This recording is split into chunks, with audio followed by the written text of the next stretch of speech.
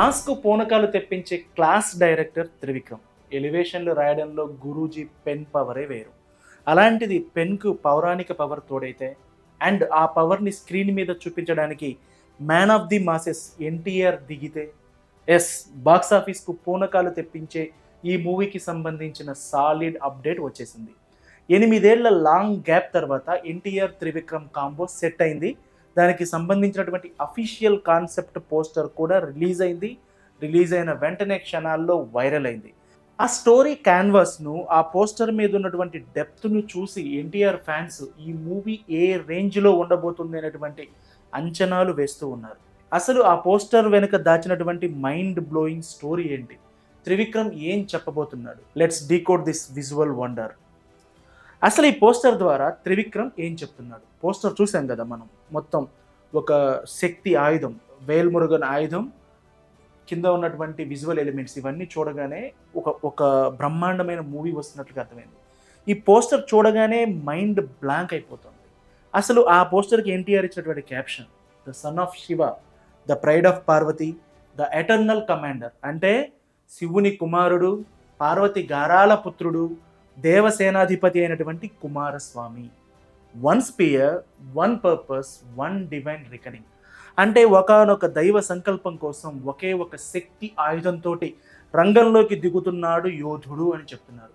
ఆ యోధుడు నిజంగా కుమారస్వామి, లేకపోతే కుమారస్వామి అంశతో వచ్చేటువంటి మామూలు మనిషి? ఈ బ్యాక్డ్రాప్ చూస్తే మొత్తం కథ అంతా కూడా కంప్లీట్ మైథలాజికల్ స్టోరీ అని అర్థమవుతుంది. అంతేకాదు దానిపై ఓ స్తోత్రం కూడా ఉంది.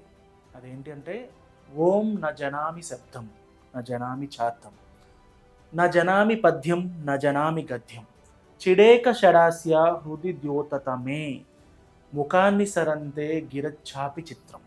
ఇది ఆదిశంకరాచార్యులు రాసినటువంటి అత్యంత పవిత్రమైనటువంటి సుబ్రహ్మణ్య భుజంగ స్తోత్రంలోని శ్లోకం.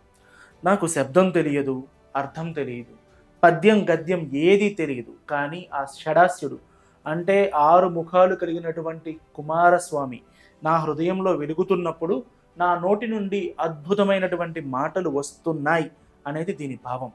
దీనిని బట్టి దీనిని హీరో క్యారెక్టర్కి అన్వయిస్తే ఒక దైవిక శక్తికి ఉన్నటువంటి కనెక్షన్ ఏంటి అన్నది థియేటర్లలో గూస్ బంప్స్ వచ్చే రేంజ్లో చూపించబోతున్నారు అనేది అర్థమవుతుంది.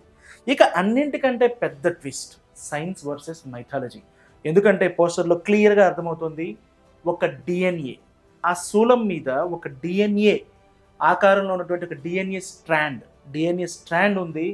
అంటే ఆ డిఎన్ఏ స్ట్రాండ్ను బట్టి ఇది ఒక దైవిక వంశపారంపర్యం, అంటే డివైన్ లీనియేజ్, లేదా ఒక శతాబ్దాల కాలం నాటి రహస్య జన్యువు, ఎప్పుడో కొన్ని తరాల కిందట ఉన్నటువంటి రహస్య జన్యువుకు సంబంధించినటువంటి విషయమా, లేక సుబ్రహ్మణ్య స్వామి అంశతో జన్మించేటువంటి వ్యక్తికి సంబంధించినటువంటి కథ అనేటువంటి ఆలోచనలు చాలా చాలా వస్తున్నాయి. అలా జరగడానికి కూడా ఎక్కువ అవకాశాలు ఉన్నాయి.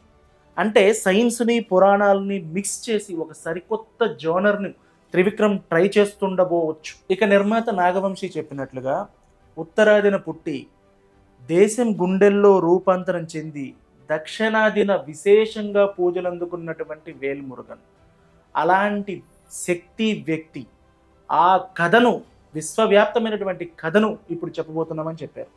అల్లు అర్జున్తో అనుకున్నటువంటి భారీ ప్రాజెక్ట్ ఇప్పుడు తారక్ చేతుల్లోకి వెళ్ళింది. మైథలాజికల్ అంటే తారక్ చెడు కూడా ఆడేస్తాడు, దానికి సంబంధించి వేరే డౌట్లు కూడా అవసరం లేదు. ఇక త్రివిక్రమ్ కెరీర్లోనే ఇది ఒక బిగ్గెస్ట్ మూవీ కాబోతుంది. మరి సైన్సు దైవత్వం కలగలిసినటువంటి ఈ సరికొత్త రౌద్ర రూపంలో మ్యాన్ ఆఫ్ ది మాసెస్ ఎన్టీఆర్ని చూడడానికి మీరు ఎంతవరకు వెయిట్ చేస్తున్నారో కామెంట్స్ రూపంలో చెప్పండి. Thank you.